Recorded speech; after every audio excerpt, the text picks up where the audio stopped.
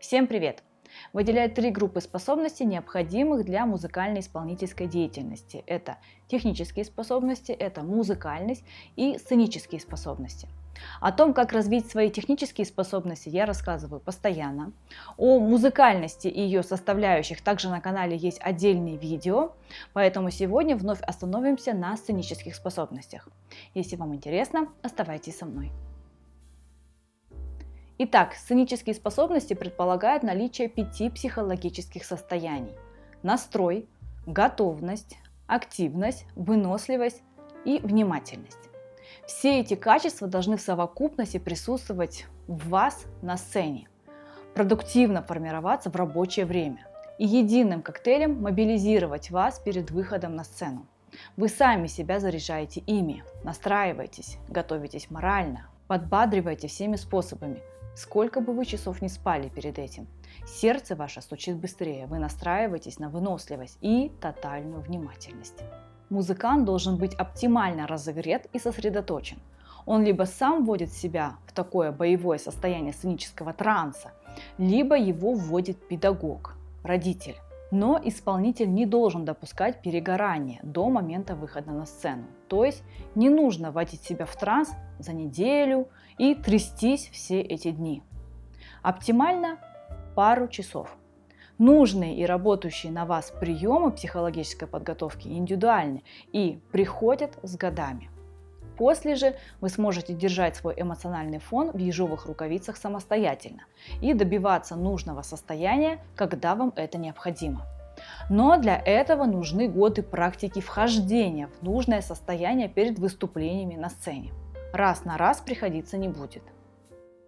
Сценическая деятельность относится к стрессовым видам деятельности, поэтому музыкант должен в идеале любить эти стрессовые переживания и обладать стрессоустойчивостью и даже стрессолюбивостью.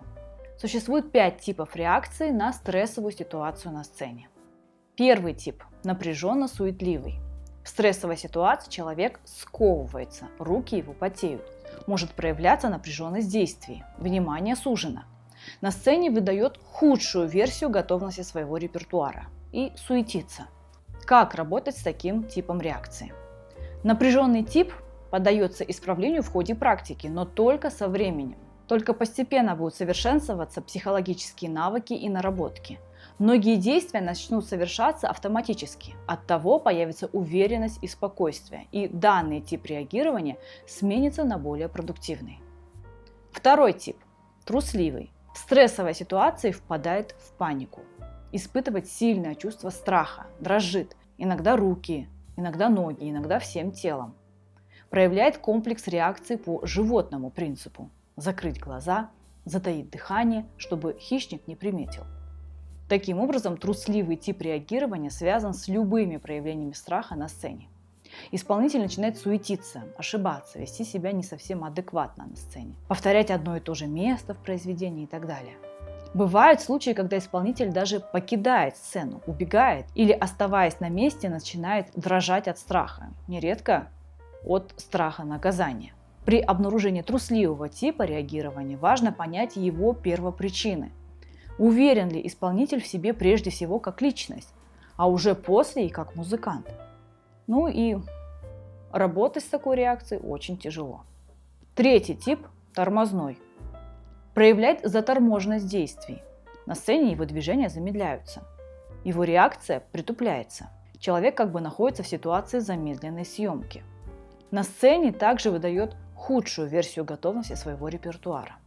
Исполнитель тормозного типа зачастую требует встряски.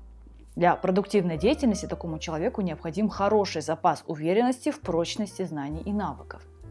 Возможно, он занимается поверхностно, надеется только на один тип памяти и не имеет так называемой сценической надежности. Оттого столько неуверенности при вынесении материала на публику.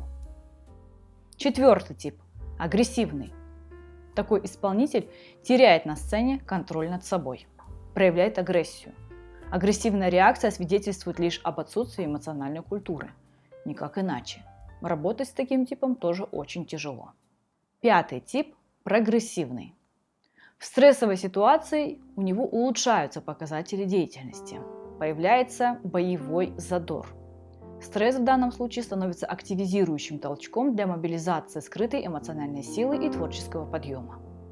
Прогрессивный тип реагирования является идеальным для сценической деятельности музыканта, потому что боец. А бойцу обязательно необходима деятельность, связанная со стрессом и риском. Такому человеку неинтересно работать в рутинных условиях. Ему нужен адреналин. Сцена должна стать привычным рабочим местом музыканта-исполнителя. В этом случае будет выполняться работа, а не решаться вопрос о собственной личной значимости музыканта и его тараканов. Кстати, публику и сцену вы можете организовать в любых условиях. Это могут быть ваши домашние, либо друзья, также вполне подойдут. А если доведется сыграть перед не слишком знакомой аудиторией, то это уже другая ступень ответственности и новые ощущения. Решитесь на подобное, и важный сценический опыт вам будет обеспечен. И самое главное, только постоянный тренаж является одним из путей достижения необходимого сценического состояния. И никак иначе. Спасибо, что посмотрели. Ставьте лайк, если информация оказалась для вас полезной и интересной. Подписывайтесь на мой канал. Всем пока!